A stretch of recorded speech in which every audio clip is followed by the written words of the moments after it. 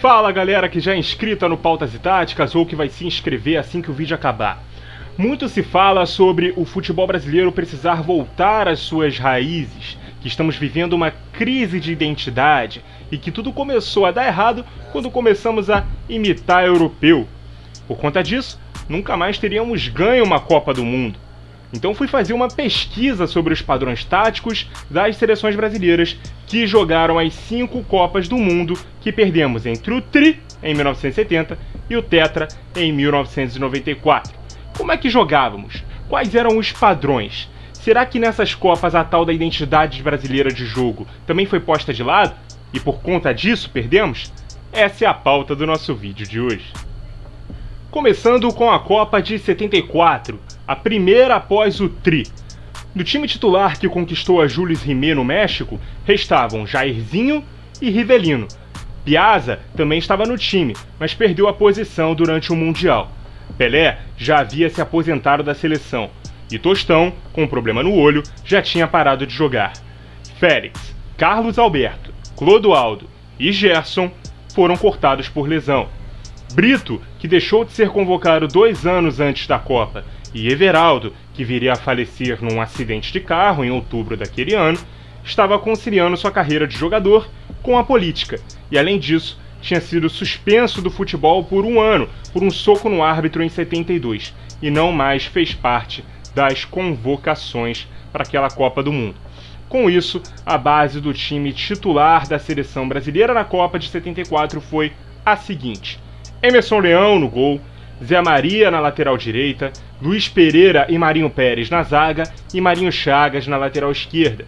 Carpegiani era o volante, Paulo César Caju e Rivelino os meias.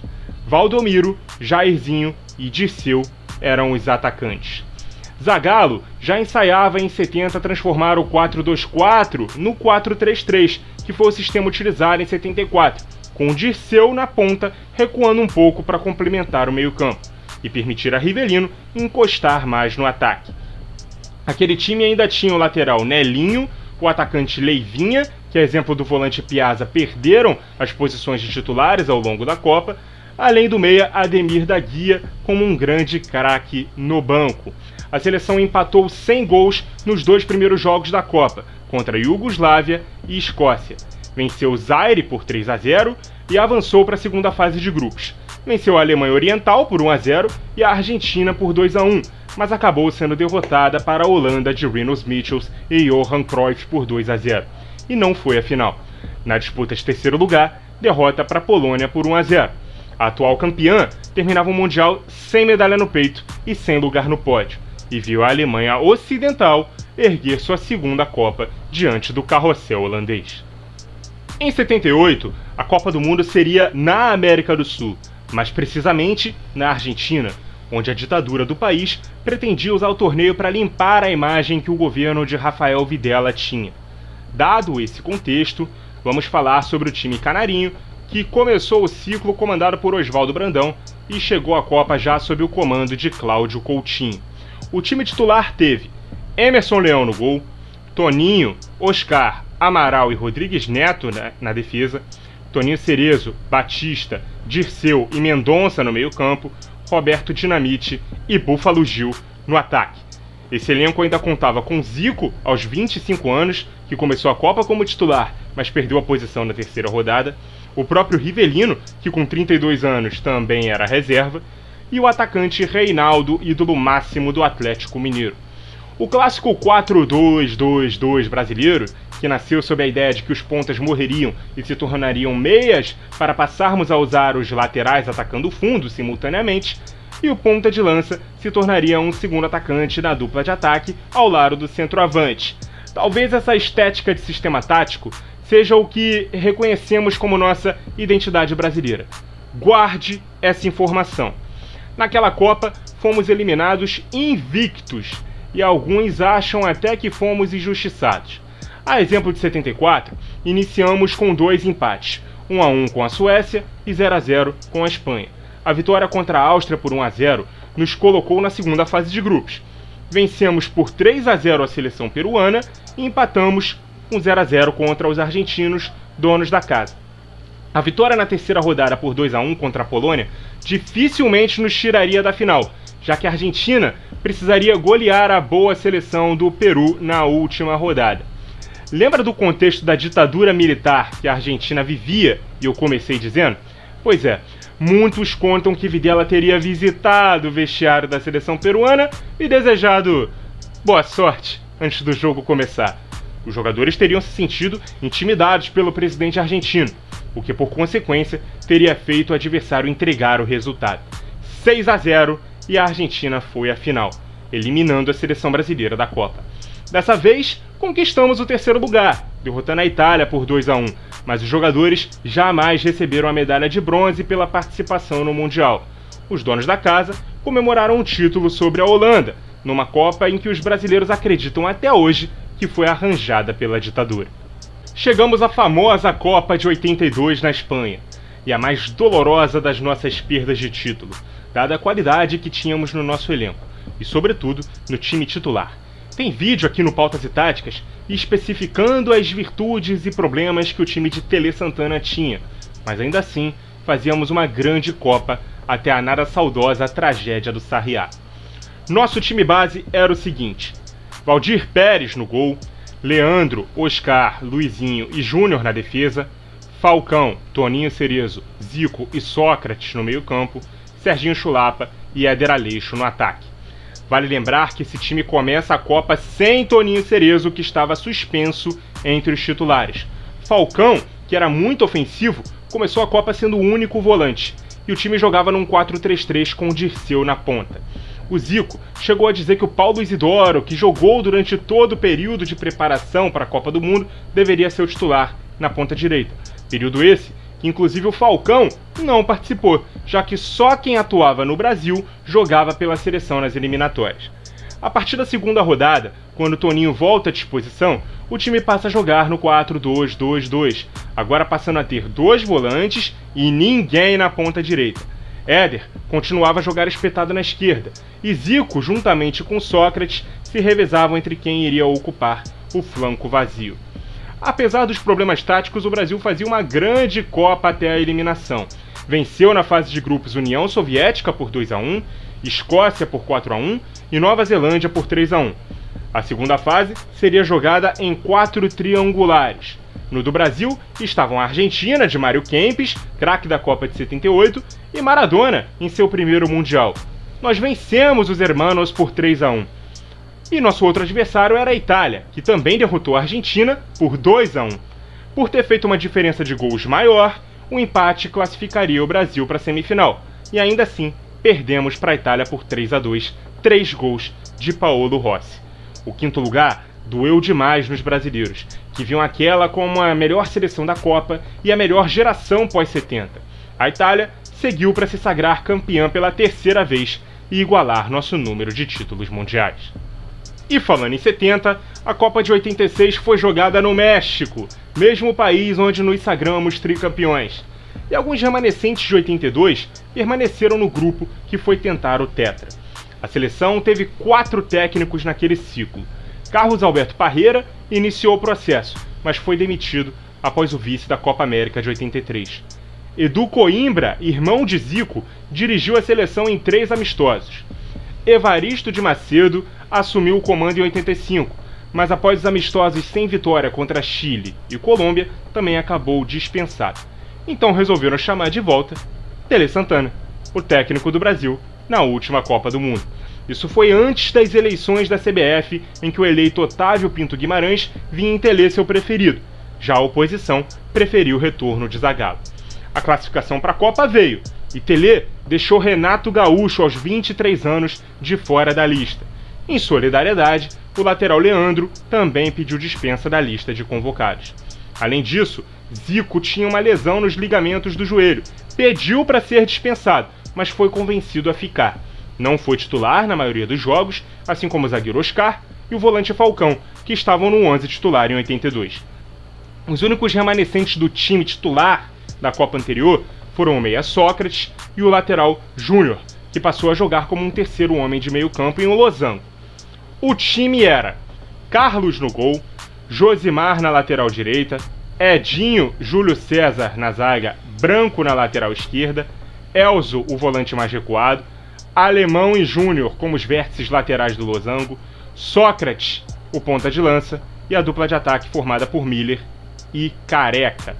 O elenco ainda tinha o zagueiro Mauro Galvão, do Internacional, e o centroavante Walter Casagrande, que começou a Copa como titular, mas perdeu a vaga para o Miller. Perceba que o 4-4-2 dificilmente era abandonado pela seleção brasileira nesse período. Nesta Copa específica, com losango de meio, Júnior no vértice esquerdo dava suporte às subidas do Branco na lateral esquerda. Na direita, Josimar e Alemão, aproveitando o entrosamento de Botafogo, emulavam os mesmos movimentos. Com Miller segundo atacante ao lado de Careca, o time ganhou uma peça para encostar no lado da jogada, enquanto o centroavante do Napoli jogava enfiado na área. Uma configuração taticamente mais equilibrada que na última Copa, em que o time tinha apenas um ponta fixo na esquerda e ninguém na direita. Naquela Copa, a segunda fase de grupos foi definitivamente abolida, e as fases de oitavas e quartas de final foram implementadas de vez. O Brasil fez 100% de aproveitamento na fase de grupos, vencendo Espanha e Argélia por 1-0 e Irlanda do Norte por 3-0. Nas oitavas, goleada para cima da Polônia por 4-0. E nas quartas, a eliminação para a França de Platini e companhia nos pênaltis. Inclusive foi de Platini o gol de empate da França naquele jogo, o único que sofremos com bola rolando em todo o Mundial. Zico ainda teve a chance de colocar o Brasil na frente no placar, mas desperdiçou um pênalti no tempo normal. Na disputa por pênalti, ele acabou convertendo sua cobrança, e quem diria, Platini acabou perdendo a dele. Mas Sócrates e Júlio César também não marcaram, e os Le Bleus conseguiram seguir em frente naquele Mundial, vencendo a disputa por 4-3. A França acabaria eliminada nas semis para a Alemanha, que perdera a decisão para a Argentina do endiabrado Diego Maradona, que fez uma das melhores Copas que um jogador já havia feito até então. E por falar em Maradona, terminamos nossa viagem no tempo para falar das seleções brasileiras que perderam as Copas no primeiro intervalo de 24 anos, que tivemos entre um título e outro, na Copa de 90, disputada na Itália. E os mais antigos, ou pelo menos quem conhece a história das Copas, sabe porque o craque argentino é um importante personagem na eliminação brasileira desse Mundial. Antes é importante dizer que após a saída de Telê, o técnico Carlos Alberto Silva assume a seleção em 87, mas deixa o cargo em 89, quando Sebastião Lazzaroni assume o comando do time canarinho e tira o Brasil da fila de 40 anos sem ganhar a Copa América naquele mesmo ano. E como sempre, a montagem do time também teve polêmicas. A principal e mais famosa delas, a não convocação do meia Neto do Corinthians, melhor jogador do Brasileirão daquele ano. Também teve a opção de Lazzaroni por montar um time com 3 zagueiros, o que deixou vários dos atacantes desconfortáveis, entre eles Bebeto, que foi aos microfones reclamar da falta de chances como titular, porque, segundo ele, haviam duplas fixas formadas na cabeça do treinador. A dupla de Bebeto seria Romário, que chegou à Copa operado. Com isso, o ataque titular da última Copa foi mantido como titular em 90. Mas, apesar do então jogador do Vasco ter jogado as eliminatórias e a Copa América como titular, ele acabou sendo reserva. O 11 titular de Lazzaroni na Copa foi o seguinte: Tafarel no gol, Ricardo Gomes, Mauro Galvão e Moser na zaga, Jorginho, Dunga, Alemão, Branco e Valdo no meio-campo, Careca e Miller no ataque. Além de Bebeto e Romário, o banco de reservas tinha nomes de peso, como o atacante Renato Gaúcho, que dessa vez foi à Copa, o lateral direito Mazinho e os zagueiros Ricardo Rocha e Aldair. O escolhido para a teórica vaga que seria de Neto na lista final foi de Bismarck, meia do Vasco que trabalhou com Lazzaroni no Cruz Maltino. Um time forte na defesa, porém que subaproveitava Mauro Galvão, que tinha que jogar como um líbero e fazia com que os outros zagueiros tivessem que jogar mais abertos, cobrindo os avanços dos alas. A dupla de volantes, com Dunga e Alemão, fornecia proteção, mas deixava o meia Valdo isolado na armação para a dupla de ataque, e fazia aquele time muito dependente das jogadas de linha de fundo com os dois alas. Curiosamente, aquele sistema espelhava o 3-1-4-2 de Carlos Bilardo na seleção argentina, atual campeã do mundo e que foi nosso grande algoz nas oitavas de final. Antes do confronto com os hermanos, a seleção brasileira passou pela fase de grupos com 3 vitórias. 2-1 na Suécia, 1-0 na Costa Rica e 1-0 na Escócia. No polêmico jogo contra a Argentina, o famoso episódio da água batizada pelos argentinos e bebida pelo meia Valdo e o lateral esquerdo branco, o episódio foi confirmado por Maradona em 2004, quando disse que pediu ao massagista trocar as garrafas que os argentinos bebiam e ofereceram uma diferente ao camisa 6 brasileiro, que era o responsável por bater faltas. Nas palavras de Maradona, alguém picou o Rohypnol na água. Rohypnol, galera, é um remédio usado no tratamento de crises de ansiedade e insônia, também conhecido como Boa Noite Cinderela. Segundo o branco, ele sentiu o gosto ruim da água, mas seguiu jogando, mesmo sentindo que o estádio estava rodando. Ele pediu para sair no intervalo, mas o Lazzaroni não o tirou. Branco ainda chama o técnico Bilardo de estrategista do mal, e que o episódio poderia ter acabado com a carreira dele caso ele fosse sorteado por antidoping e se a água não tivesse vindo do adversário. A Argentina acabou vencendo o jogo por 1-0, jogada de Maradona e assistência para o gol de Canidia, mas perdeu a Copa para a Alemanha na final, a revanche de 86, que consagrou mais um país como tricampeão do mundo. Em 94, como bem sabemos, o Brasil finalmente encerrou o jejum e conquistou o tetra sob o comando de Parreira, utilizando novamente o 4-2-2-2, mesmo sistema que usamos quando fomos vices da Copa de 98. O penta veio com o 3-5-2 de Scolari, e de lá para cá, o 4-2-2-2 ainda foi usado em outras duas Copas, 2006 e 2010. Como vimos, os padrões tipicamente brasileiros estiveram presentes em várias dessas Copas. Em 74 ainda com o 4-3-3, mas a partir de 78 já com os famosos laterais ofensivos e duplas de ataque que tanto choramos por terem desaparecido da nossa identidade de jogo. Com exceção de 90, sempre com um 4-4-2 base, fosse com um quadrado ou com um losango no meio. Nunca com a versão britânica que hoje enchemos a boca para dizer que importamos para imitar europeu e por isso não mais ganhamos a Copa. Em 90, pensamos na estratégia de tentar ter superioridade sobre as duplas de ataque, com 3 zagueiros, já que ninguém mais jogava com pontas, soltar os laterais e proteger o meio com volantes de maior marcação. E a geração acabou sendo marcada como a Era Dunga, personificando o camisa 8 como sinônimo de jogo feio, sem brilhantismo e mais preocupado com a defesa do que em jogar o futebol arte que as seleções campeãs com o Pelé jogavam. Discurso parecido com o de hoje, né? A grande verdade é que ganhar a Copa do Mundo é extremamente difícil, e sempre foi. Você pode ter os 4 anos perfeitos, fazer uma competição impecável e errar em um lance do mata-mata e ser eliminado. Assim como pode fazer um ciclo atrapalhado, conseguir ir para a Copa aos trancos e barrancos e ser campeão jogando uma competição eficiente em 1 mês de duração, como fizemos em 94, encerrando esse jejum.